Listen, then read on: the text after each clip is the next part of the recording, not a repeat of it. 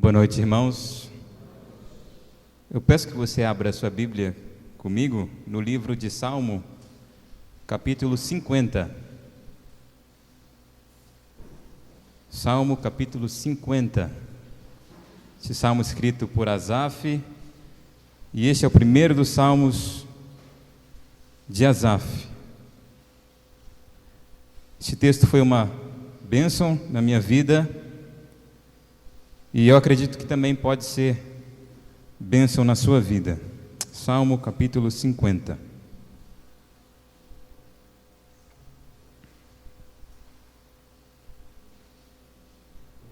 Diz assim a palavra de Deus: Fala o poderoso, o Senhor Deus, e chama a terra desde o oriente até o ocidente. Desde Sião, excelência de formosura resplandece Deus.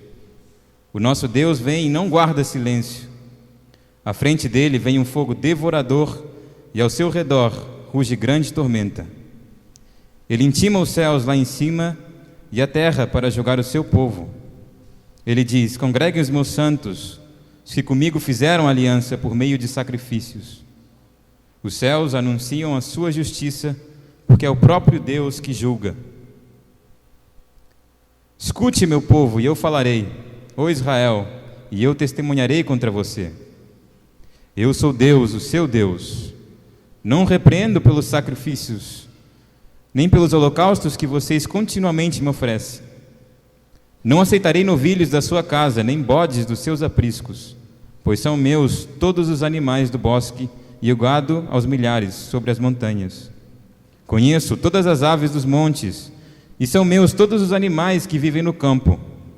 Se eu tivesse fome, não teria necessidade de dizê-lo a você, pois meu é o mundo e a sua plenitude. Acaso como eu carne de touros? Ou bebo sangue de cabritos? Ofereça a Deus sacrifício de ações de graças e cumpra os seus votos para com o Altíssimo. Invoque-me no dia da angústia, eu o livrarei e você me glorificará. Mas ao ímpio, Deus diz: de que lhe serve repetir os meus preceitos e ter nos lábios a minha aliança, se você odeia a disciplina e rejeita as minhas palavras? Se vê um ladrão, você se torna amigo dele, e aos adúlteros você se associa.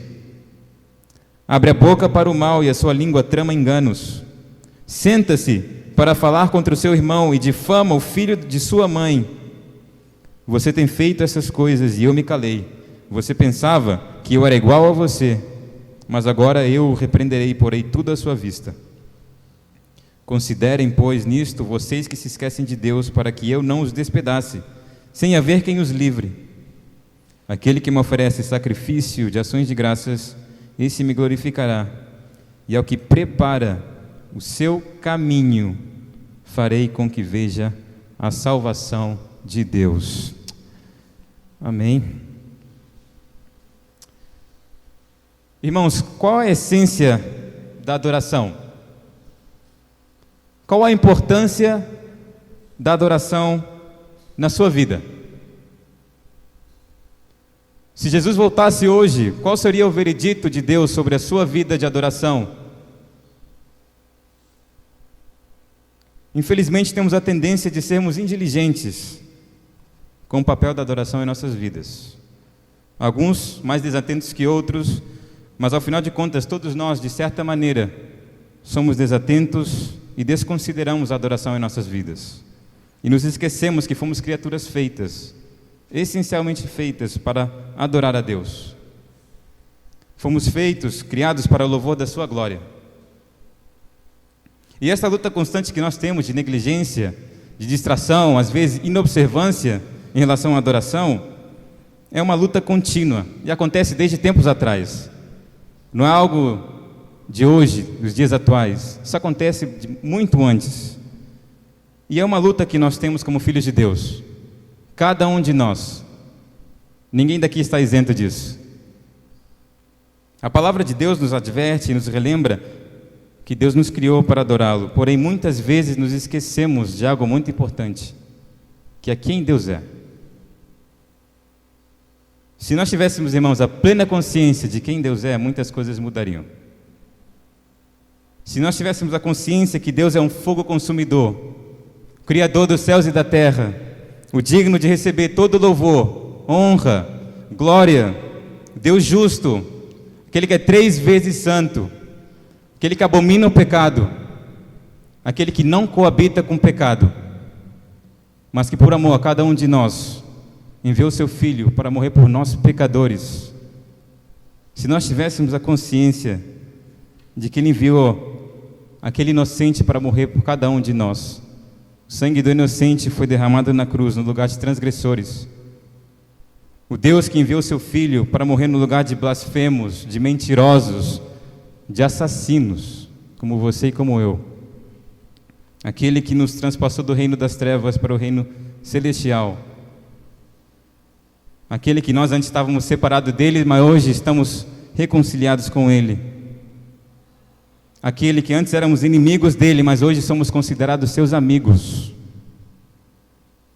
Antes éramos filhos da ira, hoje podemos chamá-lo de Pai, porque somos os seus filhos. Esse é o Deus digno de todo o nosso louvor. Agora a pergunta é, como não adorar a esse Deus, irmãos? Como não adorar a esse Deus por tudo que Ele fez por nós? O Deus perfeito que se reconciliou com pecadores dignos de morte, por meio do seu Filho. Infelizmente, essa é a nossa luta. Nossa tendência é nos esquecer de tudo isso que Ele fez por nós. E nos esquecemos de quem Deus é, de quem nós somos, e que a adoração aceitável a Deus somente é possível por meio de Cristo em nós. Porque fora disso, irmãos, nós não conseguimos nada. Nós somos reprovados diante de Deus. E isso é o que estava acontecendo também aqui, no Salmo capítulo 50, com o povo de Israel. Este povo estava sendo reprovado diante de Deus pela sua adoração. E Deus usa Asaf para demonstrar o povo. Deus, por meio de Asaf, deu um veredito a Israel sobre a adoração que este povo lhe estava oferecendo. E Deus usa Asaf para levar esse veredito, essa mensagem ao povo de Israel. Agora, quem foi Asaf? Asaf é um homem pouco conhecido, verdade? Porém, é um homem que foi grandemente usado por Deus. Olha só quem foi Asaf. Asaf era um levita, filho de Baraquias, descendente de Gerson, filho de Levi. Asaf foi um músico muito importante na época de Davi. E no primeiro livro de Crônicas relata que Asaf foi constituído primeiro, segundo Davi, o líder dos levitas, o líder de louvor. Esse era Asaf. E ademais de ser líder da adoração a Deus no culto, ele também era considerado um profeta. No segundo livro de Crônicas, Asaf é considerado um vidente, ou seja, alguém que recebia a mensagem de Deus, diretamente de Deus, para levar à nação de Israel. E ele recebia a mensagem de Deus por meio de sonhos e por meio de visões. Asaf era um homem dotado. Asaf, ele entendeu de onde veio o seu dom e usou a sua música para adorar a Deus. Asaf recebeu uma relevante mensagem de Deus para transmiti-la ao povo de Israel. Essa era a missão de Asaf aqui, uma missão importante diante de Deus. E para ter em consideração que este povo estava vivendo em pecado, na prática do pecado constante. Agora é importante também a gente repensar qual é o conteúdo da mensagem. Qual a mensagem de Deus para o povo de Israel? Eu peço que você me acompanhe na leitura dos versículos de número 1 até o número 6. Diz assim a palavra: fala o poderoso, o Senhor Deus, e chama a terra desde o oriente até o ocidente. Desde Sião, excelência de formosura resplandece Deus. O nosso Deus vem e não guarda silêncio. À frente dele vem um fogo devorador, e ao seu redor ruge grande tormenta. Ele intima os céus lá em cima e a terra para julgar o seu povo. Ele diz: congreguem os meus santos, os que comigo fizeram aliança por meio de sacrifícios. Os céus anunciam a sua justiça, porque é o próprio Deus que julga. O começo desse texto, irmãos, é muito importante porque nos ajuda a recapacitar, a pensar sobre algo sumamente importante. Novamente, quem Deus é. Porque para considerar esta mensagem, irmãos, É importante primeiro considerar o emissor da mensagem, que não é Asaf, mas é o próprio Deus. Imagina por um segundo se você recebesse uma convocação, um convite de homens importantes, por exemplo, Nelson Mandela. Ou imagina que você recebesse uma convocação de Martin Luther King, homens importantes. Ou melhor ainda, imagina que o rei da Espanha, junto com o rei de Marrocos e todos os reis do mundo vivos atualmente, te mandassem uma carta por escrito, te fazendo uma convocação. Qual seria a sua reação? Você entraria em choque, provavelmente. E você atenderia esse chamado. Por quê? Porque são pessoas importantes. São pessoas com status, são pessoas poderosas. São pessoas que não são comuns. Não são como o povo. Então, são pessoas que são importantes, são reis. Mas deixa-me te dizer uma coisa, irmão. Você pode juntar todos os reis deste mundo. Você pode juntar todos os homens mais importantes, mais influenciáveis deste mundo. Não se comparam com o nosso Deus, porque nosso Deus é o Rei de Reis. É o Deus justo, o justo juiz. E não há ninguém mais importante, mais relevante ou mais poderoso que Ele. E quando Deus fala, irmãos, quando Deus fala, o mundo fica em silêncio. Quando Deus fala, ninguém mais fala. E quando Deus fala, é porque se trata de algo relevante, considerável e importante. Segundo o texto, os versículos 4 e 5 dizem que Deus, Ele intima, Ele convoca os céus lá em cima e a terra para julgar o seu povo. E Deus diz no versículo 5, congreguem os meus santos, se comigo fizeram aliança por meio de sacrifícios. Então, irmãos, Deus quer falar ao seu povo aqui. Ele quer falar com os seus santos, com aqueles que fizeram um pacto, uma aliança com Ele. Aqueles que já decidiram e tomaram uma decisão por Cristo, aqueles que têm acesso e desfrutam da graça por meio de Jesus Cristo. Deus está falando a estes. Deus está falando conosco. Agora, o conteúdo da mensagem se encontra nos versículos de 7 ao 15. Essa sequência trata do culto que Deus anela, que Deus exige e que Deus aceita. Assim diz a palavra de Deus, dos versículos de número 7 adiante. Escute, meu povo, e eu falarei. Ó Israel, e eu testemunharei contra você. Eu sou Deus, o seu Deus.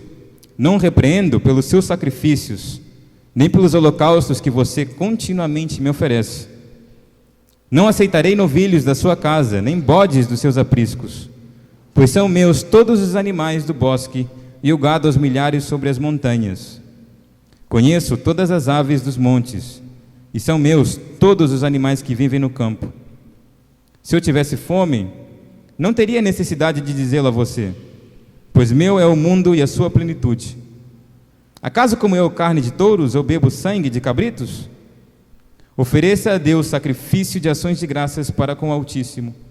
Invoque-me no dia da angústia, eu o livrarei e você me glorificará. Mas me chama muita atenção o começo do versículo número 7. Diz: escute, meu povo, e falarei. Escuta, ó Israel, e testemunharei contra você. Agora, o que significa isso? Por que Deus diz, testemunharei contra você? O que Deus quis dizer com isto? Deus aqui se está referindo ao pacto que tinha feito com o seu povo, uma aliança que tinha feito com Israel. E hoje em dia um pacto importante é o casamento, o matrimônio, um pacto que não se deve quebrar. Um pacto que vem de Deus, e a palavra diz que Deus uniu, que nada separe. E que quando alguém quebra esse pacto, vai ter que se ver com Deus. Aquele cônjuge que permanece fiel, aquele cônjuge que permanece fiel ao pacto que fez, ele pode dizer ao cônjuge infiel: olha, testemunharei contra você, porque você não cumpriu com o seu pacto, você não cumpriu com a aliança, e você não devia quebrá-la. E isso é o que Deus está fazendo aqui também, porque o povo de Israel tinha sido infiel de diversas maneiras, e o que Deus está falando aqui: quebraste o pacto, quebraste a aliança, quebraste o compromisso que tu tinhas comigo. Irmãos, este povo de coração duro, este povo que estava em constante rebeldia com Deus, havia sido infiel de diversas maneiras, Mas aqui o que Israel sinaliza é a infidelidade do povo na maneira de adorá-lo e de cultuá-lo. Aparentemente, Israel cultuava a Deus corretamente mediante sacrifícios e holocaustos. Veja o versículo 8. Diz: não o repreendo pelos seus sacrifícios, nem pelos holocaustos que você continuamente me oferece. Ou seja, o problema não estava no culto que realizavam, mas bem o problema estava na motivação, no coração, no interior, na vida incoerente do povo ao adorar.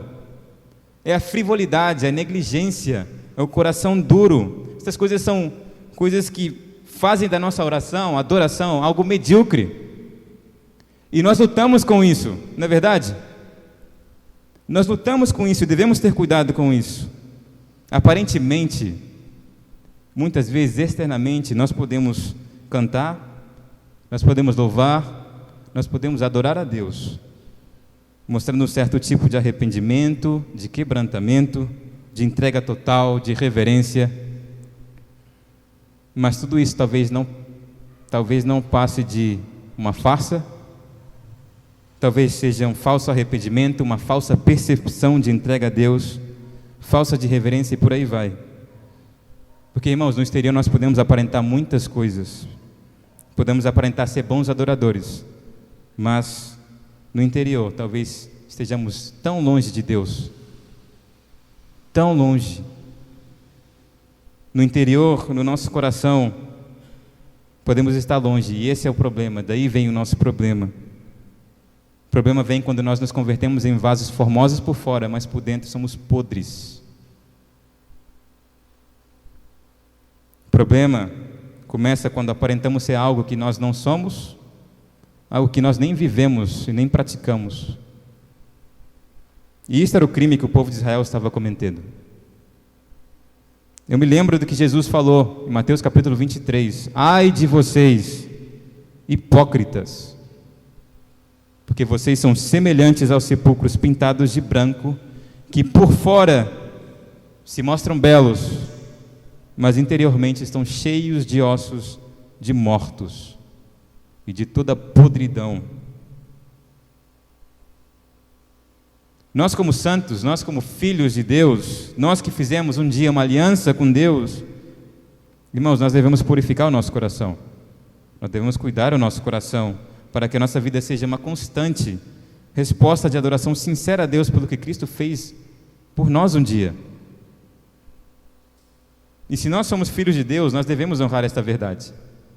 Nós devemos honrá-lo com nossas vidas, porque isso é o que Ele deseja, isso é o que Ele anela, isso é o que Ele aceita, isso é o que Ele aprova de nós. Mas agora veja comigo os versículos de número 16 até o 21.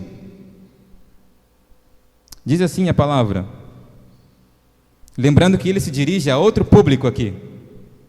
Ele já não está falando para seus santos.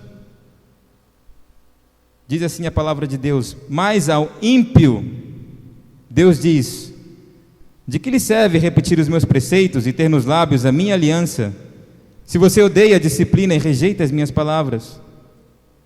Se vê um ladrão, você se torna amigo dele, e aos adúlteros você se associa. Abre a boca para o mal e a sua língua trama enganos. Senta-se para falar contra o seu irmão e difama o filho de sua mãe. Você tem feito essas coisas e eu me calei. Você pensava que eu era igual a você, mas agora eu o repreenderei e porei tudo à vista.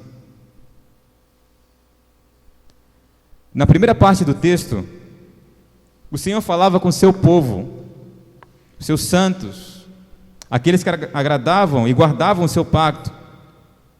Agora no versículo 16 em adiante, essa mensagem é dirigida aos israelitas, ímpios, dentro da comunidade do povo de Israel.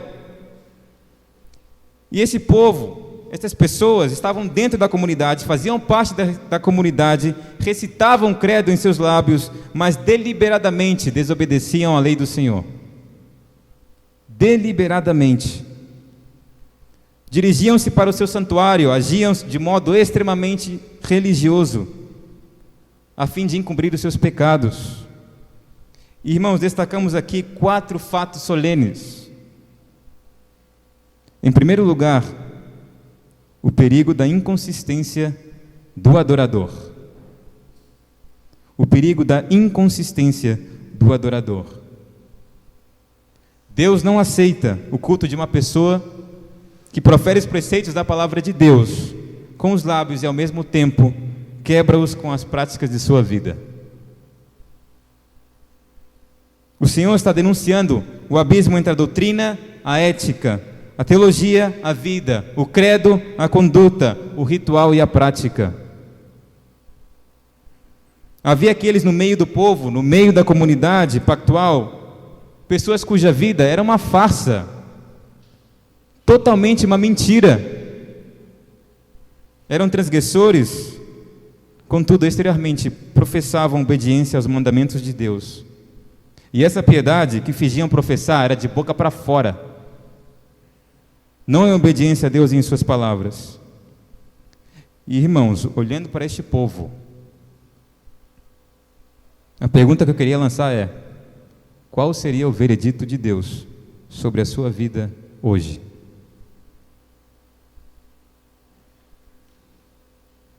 Em segundo lugar,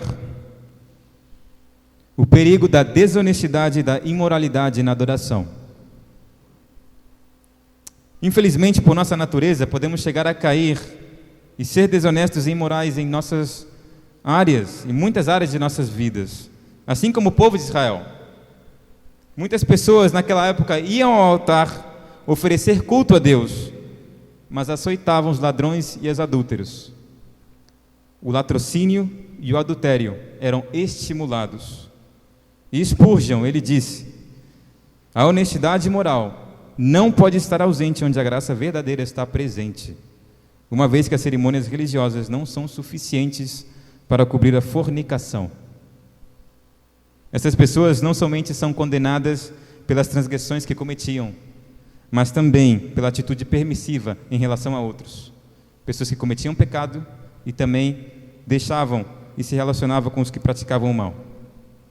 E a lei de Deus estava sendo quebrada por aqueles que se achegavam a Deus, e como relação horizontal com os homens estava errada, com certeza também a relação vertical com Deus não estava certa. É forte isto.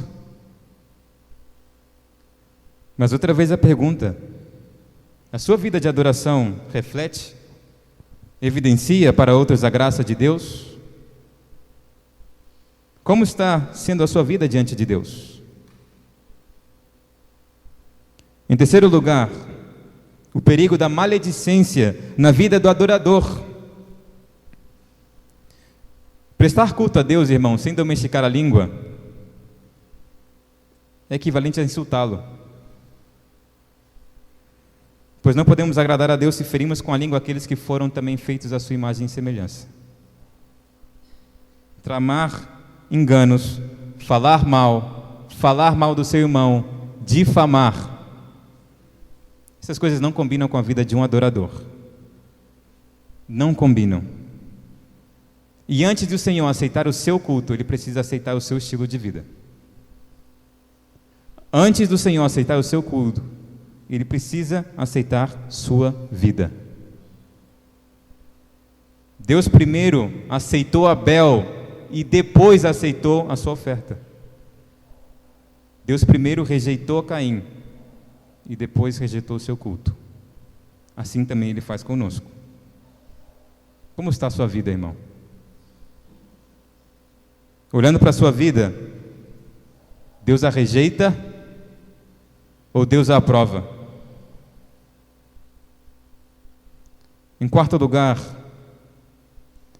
o perigo do adorador medir Deus pela régua da corrupção humana. O fato de Deus não punir o pecado em seu momento, no exato momento de sua prática, não significa que Deus seja conivente com o pecado. Ele não é frouxo no julgamento. Esse não é o meu Deus. O silêncio de Deus não significa assentimento, aprovação ou consentimento ao pecado. Deus é um Deus misericordioso que não deixa de ser justo. Deus é luz e não há nele trevas. Ele é santo, Ele é o justo juiz. E eu garanto, Ele pune e vai punir o pecado em seu exato momento. E sabe o que isso implica, irmãos? Que nós devemos temer a Deus e devemos que ter cuidado com nossa vida de adoração. Portanto, de novo, e novamente a pergunta: como está sendo a sua vida de adoração, irmão? Vir na igreja para cultuar a Deus, vir na igreja nos domingos, e que o façamos aparentemente decente aos nossos próprios olhos, não significa que a nossa adoração seja aceitável aos olhos de Deus. O verdadeiro culto a Deus, a verdadeira adoração começa no coração. A adoração de Deus se mostra com a vida, se mostra com as nossas atitudes, se mostra com o nosso linguajar, se mostra com as nossas ações, com as nossas obras, com os nossos pensamentos. É um conjunto. Se mostra com o nosso estilo de vida. E não só aqui na igreja, mas fora da igreja também. Adorar a Deus, irmãos, é ser um imitador de Cristo em todas as áreas da vida, apesar das tuas e das minhas grandes limitações. Deus não está repreendendo Israel aqui pelos seus sacrifícios ou cultos que realizavam. Novamente digo, o problema do povo se encontrava no coração. E isso aqui me faz lembrar as palavras de Jesus. Este povo que me honra com os lábios, mas o seu coração está longe de mim. Irmãos, nós temos que ter cuidado com isso também. Temos que ter cuidado com a adoração que apresentamos a Deus. E temos que nos perguntar, temos que nos questionar, temos que começar a analisar nossas vidas com a ajuda do Espírito Santo e ver se as nossas adorações são de fato aceitáveis a Deus ou estão sendo superficiais, assim como o povo de Israel. Israel era um povo que proferia, dizia uma coisa, mas vivia outra, totalmente oposta. Eram pessoas que cultuavam a Deus, mas suas vidas eram totalmente contrárias àquilo que proclamavam. Irmãos, tenhamos cuidado, nós também. Nós podemos nos enganar, mas jamais vamos enganar ao nosso Deus, porque esse Deus é aquele que sabe de todas as coisas, conhece o mais profundo do teu e do meu coração. E Ele sabe quem são seus filhos e quem não são. Esse é o nosso Deus. A Deus jamais vamos poder enganá-lo. Não se iluda. Ele é o Deus que conhece todas as coisas, irmãos. E novamente eu vou repetir esta frase. Ele conhece quem são os seus santos, quem são os seus filhos. E Ele conhece quem são os ímpios que dissimulam ser santos, que se mascaram. A pergunta aqui é: de que lado você está? Como você acha que Deus te identifica esta noite? Você é um ímpio? Ele te vê como um ímpio? Ou Ele te vê como o seu filho? Como o seu santo? Veja comigo, os versículos 22 e 23. Assim diz o Senhor: considerem, pois nisto vocês que se esquecem de Deus, para que não os despedace, sem haver quem os livre. Aquele que me oferece sacrifício de ações de graças, esse me glorificará, e ao que prepara o seu caminho, farei com que veja a salvação de Deus. Veja, me chama muita atenção o que o Senhor diz: aquele que prepara o seu caminho. Aquele que prepara o seu caminho, farei com que veja a salvação de Deus. Irmãos, graças a Deus hoje o nosso caminho já não é mais o da lei. Irmãos, graças a Deus o nosso caminho hoje é Cristo. Nós não temos que preparar nada, nós não temos que fazer nada, porque Deus já fez tudo por cada um de nós. Deus entregou o seu único Filho, Cristo, aquele que é o caminho, a verdade e a vida. Por meio dele temos a salvação. nós não temos que fazer mais nada. E isso é a nossa esperança como filhos de Deus, como santos. Isso é a minha esperança, é Cristo. Agora, ao ímpio, aquele que não conhece a Cristo, a advertência é outra. A advertência é diferente, mas é clara. Diz: prepara o seu caminho para que não te despedace. Prepara o seu caminho, farei com que veja a salvação. Hoje seria algo: receba o caminho da vida, que é Jesus, e eu não te despedaçarei, mas eu te salvarei. Eu te salvarei. Eu te salvarei por meio do sacrifício do meu Filho, por meio do sangue inocente derramado naquela cruz, por meio da obra redentora de Cristo na cruz a seu favor. Aquela sangue derramada para te redimir, para te comprar, para te limpar, através desse sacrifício da obra. Eu posso te salvar hoje. E isso é o que Deus está apresentando para cada um de nós hoje.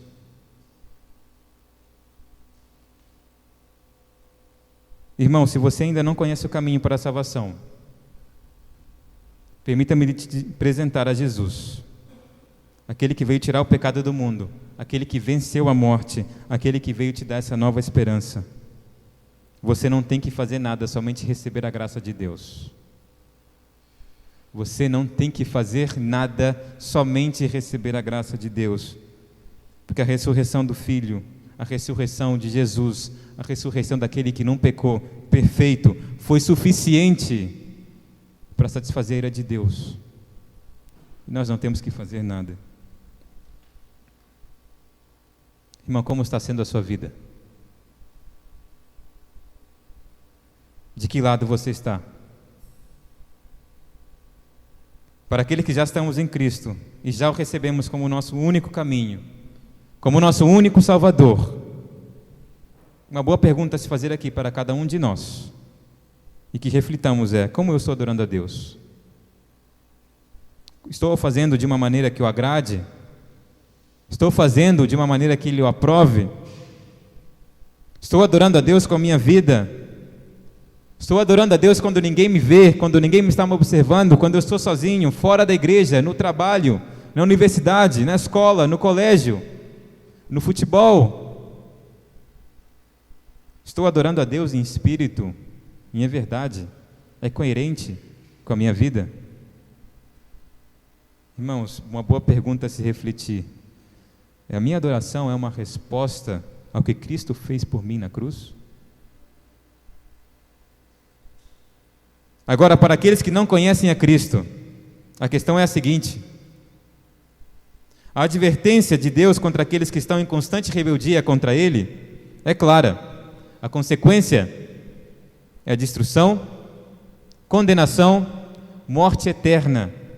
É a morte eterna separada de Deus. Mas, irmão, não tem por que ser assim hoje. Não tem por que você continuar assim.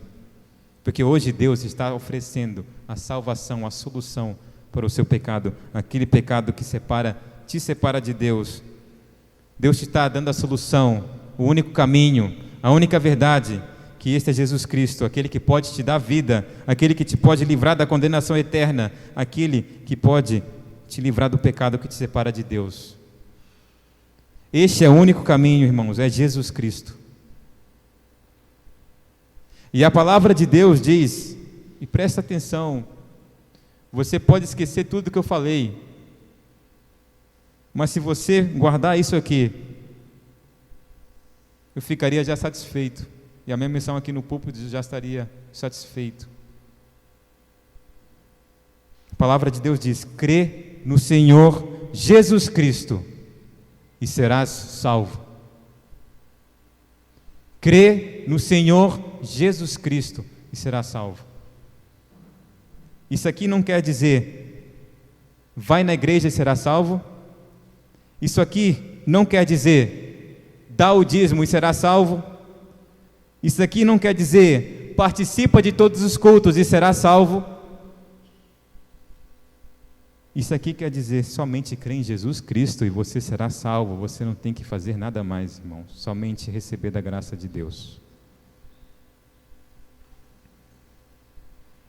Você que não conhece Cristo, você que se desviou da caminhada cristã, talvez você que esteja hoje aqui com problemas de vício e não consegue sair disso, você que está com a família destruída e já não sabe e não encontra uma solução, você que é escravo da religião, ou você que está separado de Deus por conta do seu pecado,